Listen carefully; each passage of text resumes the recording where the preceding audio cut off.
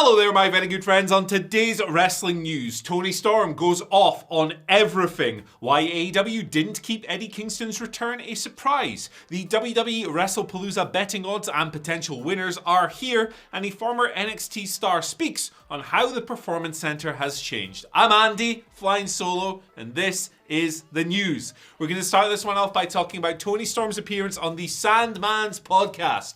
This came out yesterday. If you've not seen the full episode, I would thoroughly encourage checking out. It's about an hour and a half long. It's on YouTube. It's absolutely tremendous. But by now you've probably seen some clips flying around or seen some quotes here and there. We're going to aggregate what I think are some of the most fun. So the main takeaway from this show is that Toni Storm and the Sandman have ridiculous charisma, and I need to see them in a mixed tag kicking ass sometime soon. I'm not even joking. This is unbelievable. So one of the most newsworthy things that Toni spoke about was the prospect of returning to WWE and being an AEW lifer, basically. She kind of shut that thing down, pardon me, altogether. I'm just going to read a quote from Toni. "When I'm done wrestling, you'll never see me again. You'll never see me in any other capacity or in any other company for that matter. There's no encore. This is it.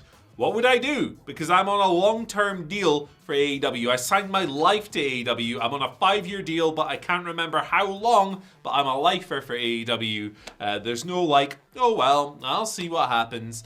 And then while she praised WWE, she said that going back just isn't for her.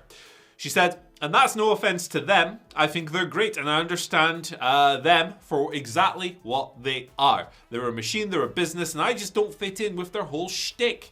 And that's cool. I love a lot of the people that work there. It's like, yes, get that money, get that power, but realistically, in my life, that's it. How long can I do this? I don't know, but I could do another 20 years with AEW. So, very fair appraisal of the situation. I mean, there's nothing at all for anyone to get annoyed at, but it's wrestling in 2025. That's what we're here for. It's a very clear-headed, frank, and candor type of approach that Toni's taking here. She doesn't just come on the podcast and go, "They suck and we rule." She said "we rule," but she hasn't sat there and gone, "They suck." What she's effectively done is she has looked at the menu, and on that menu there is steak and there is a pork chop. And she enjoys steak more. That doesn't mean that the pork chop is bad. It just means that she prefers the steak. So that's what she's hitched her wagon to. These are very different companies with very different products. Yes, there are plenty of similarities between the two, but at their core, AEW is a place where Toni Storm is going to have more of an opportunity to have an influence on her creative. She's very hands-on with what she does in AEW, and that opportunity might not necessarily exist in WWE. She's not saying that one approach is better than the other. It's just for her, this is a better suited environment. There are probably many wrestlers for whom WWE is a much better suited environment. And you can sit and list examples until the cows come home. So I think this is a very, very fair appraisal. Now, obviously, it's wrestling, and people are often very sure of these things when they say them. Who knows? Anything could change.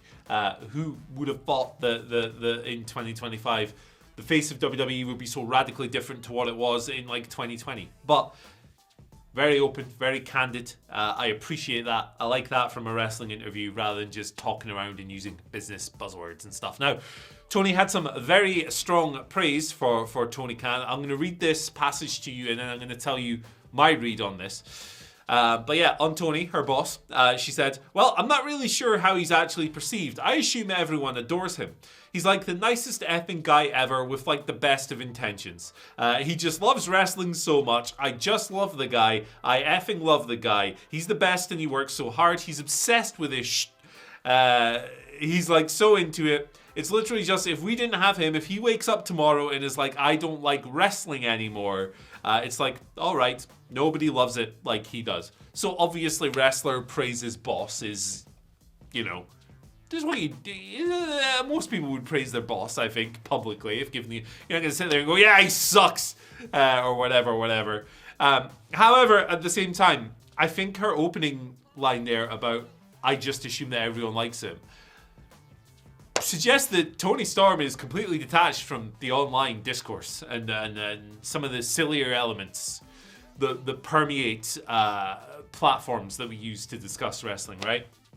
the hysterical appraisals that we sometimes get of people in positions in professional wrestling. It seems like she's not tapped into that at all, and good for her, because I wish I was that, but unfortunately not. We're all part of the same machine. So yeah, doesn't strike me as someone who's locked to her Twitter feed looking at weird gifs and weird comments and stuff.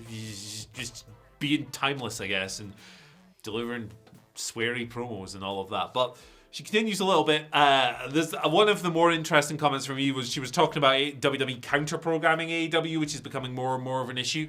In 2025, we're going to see it this weekend with blooming Wrestlepalooza and All Out on the same day, albeit not quite at the same time because AEW moved. On counter-programming, Toni Storm said, "I think it's great. Come on, fight me. Be a bit weird of them as a large corporation to just do nothing. Of course they are. Of course they will. It's their job. We're the old hot ticket. We're the talk of the town." So again, very fair. Look, she understands that this is a giant corporation and is going to do giant corporation things. I think that WWE's business since the TKO formation, the Endeavour takeover, has come under a greater deal of scrutiny from fans who maybe wouldn't have been so engaged with that stuff before. And I think that things like the counter-programming and the WrestleMania in Saudi Arabia, for example, have opened a few people's eyes to the nature of, capitalism in general. WWE is a business. It's ran primarily as a business by sharks, and I think that's the difference. Nick Khan doesn't care about wrestling. Nick Khan cares about maximizing his shareholders' return. Nick Khan cares about going to his boss and going, "Hey, look at this giant green number here." I think the difference between him and Tony Khan is that Tony just wants to put on a good wrestling show, right? And while AEW is profitable now, thanks to the current TV deal, and I'm sure he wants to make money, obviously, he's a billionaire, and his dad's a billionaire. I think that his number one priority is pro wrestling, and I think that WWE or Nick Khan's priority is making that moolah, baby. So look, judgments of the quality of the products are entirely subjective. Let me know what you think of this Toni Storm interview down in the comment section below. If you got the time, carve out the hour and a half. It's tremendously entertaining. She speaks really frankly. I think that's great. I think these days a lot of wrestlers, like many other sports people, are very careful and guarded and media trained in what they say. So it's refreshing when someone just kind of lets loose. So good stuff from Toni Storm there. Right, let's talk about Eddie Kingston's AEW return. It's happening this weekend, All Out. He's fighting Big Bill. This kind of came together across Collision. Big Bill called Eddie out 1 week. Eddie replied on Instagram, and now it's a match. Eddie's been out for 16 months, tore his knee to pieces. The recovery's been really grueling. We've seen the videos with Cesar Bononi doing his training and stuff, working really hard to get back.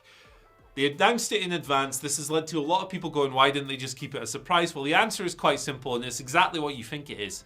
Fightful Select, Sean Ross Sapp here, noting, and I'll just read this. For those wondering why Eddie Kingston's return wasn't a surprise, we're told pretty straightforward that it was to promote the event and generate buzz for All Out. So yes, the theory is that announcing the return in advance will create a bit of buzz for it, and that might move some tickets, because it's not a sold out event. At the moment, it's set to be a very well attended event. I believe there are over 10,000 tickets sold, which is good. Obviously, it's in Canada. It's going to have a good crowd, all of that stuff. So yeah, there's the two sides of this argument. Obviously, if you do a surprise return, like a pure surprise, you can't pop a number with that because you don't know it's coming in advance, which means you don't sell any tickets for it. If you announce it in advance, you might get that business boost, obviously, and we'll see what happens with All Out. But you do lose that organic element of surprise to where in the arena you know it's coming. It's not as big a release, I guess. You also have the middle ground these days, and the best possible example of that would, let's go for a recent one actually. I was going to use CM Punk in the first dance, but AJ Lee. We all knew that was coming the other Friday on SmackDown. It was basically told to you.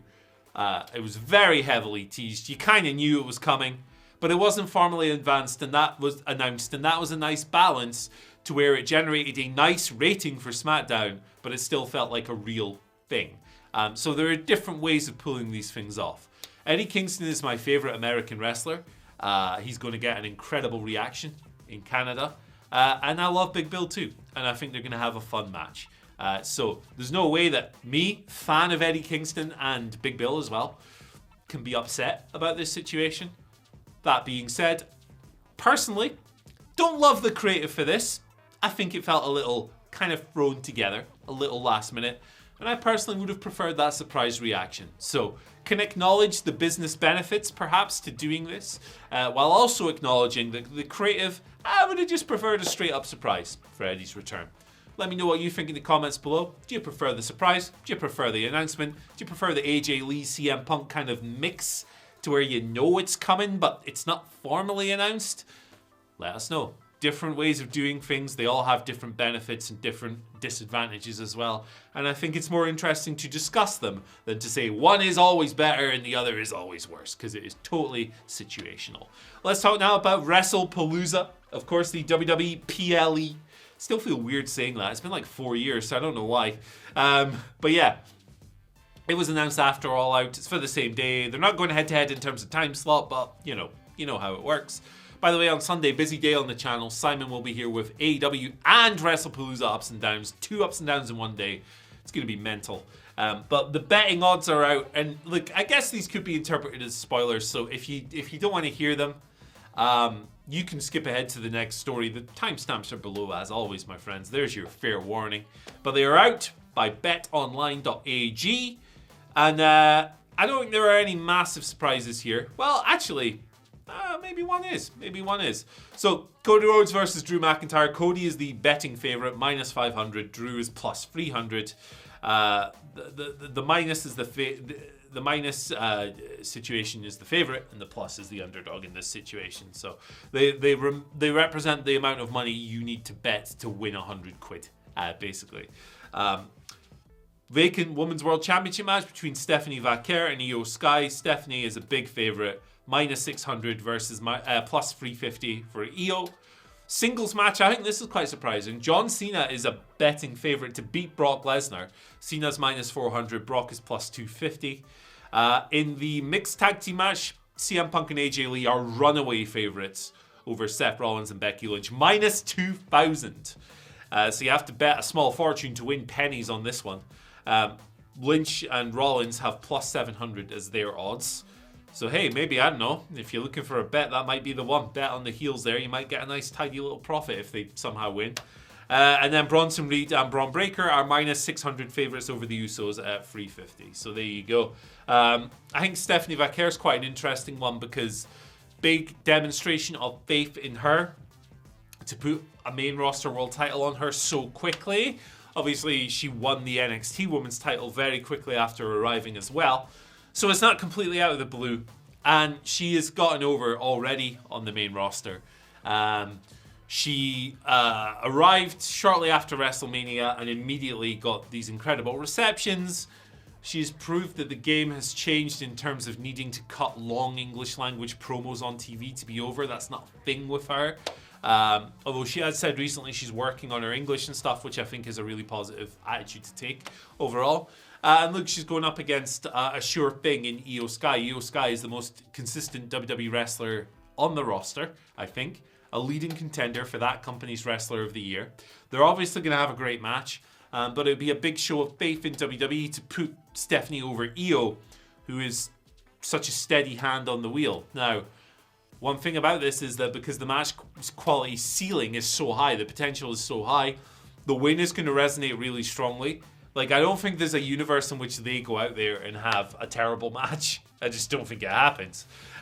So, like, the moment is going to feel organic. It's going to feel real because it will come as the prospect of this really hard fought at the end of this match that probably everyone's going to really enjoy. So, one of the more exciting things to look forward to, I think, over the coming weeks.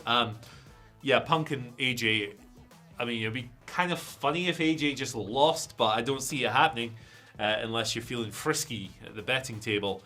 And then the rest here is no great surprise. Look, Drew's not beating Cody Rhodes for the world title. Maybe someday in the future, but not yet, I don't think. So we'll see how all of that goes. But yeah, Wrestlepalooza coming up this weekend. It's a pretty good lineup in terms of match quality, and we'll have some predictions later in the week. We'll have the ups and downs video at the weekend. Obviously, can't do that before the show. That wouldn't work. Preemptively recording ups and downs. Do 2 different versions. for different winners and stuff, chop it up in post. Not a bad idea. It's a terrible idea. What am I talking about? Let's talk now, finally, about the former WWE star who's just spoken a little bit about how the Performance Center has changed over the years. This is Brendan Vink. He was Duke Hudson in WWE. He has since competed as just Duke, and he has since competed as Duke Hanson on the Indies. Not done a great deal of appearances since leaving WWE, but he was in that system for a long time. He arrived in like 2019, 2020. He was released earlier this year, or was it late last year? It was pretty recent, put it that way. So he's observed some changes in his time there. In his time there, he'd have seen the whole transition from black and gold to, 2.0, with the fancy colors and stuff, back to the current version of NXT and what it is today and all of that stuff. And he said, in his words, during an appearance on That Sweet Pop, good name for a show, he said the PC has changed. He said that previously, when he arrived, it was kind of a mix of like athletes and indie wrestlers. Now, in his words, it's really just hunter guys. Young, athletic, jacked talents who fit a specific mold. He noted as well that previously in the past, WWE would keep like 7-footers and 300-pounders around just in case Vince wanted them. Even if they weren't doing particularly well in developmental, this doesn't happen anymore. He also described the PC dynamic as indie wrestlers who grew up wanting this and will do anything to succeed, alongside athletes who may never have watched a wrestling match before in their life and have just seen it as a career path.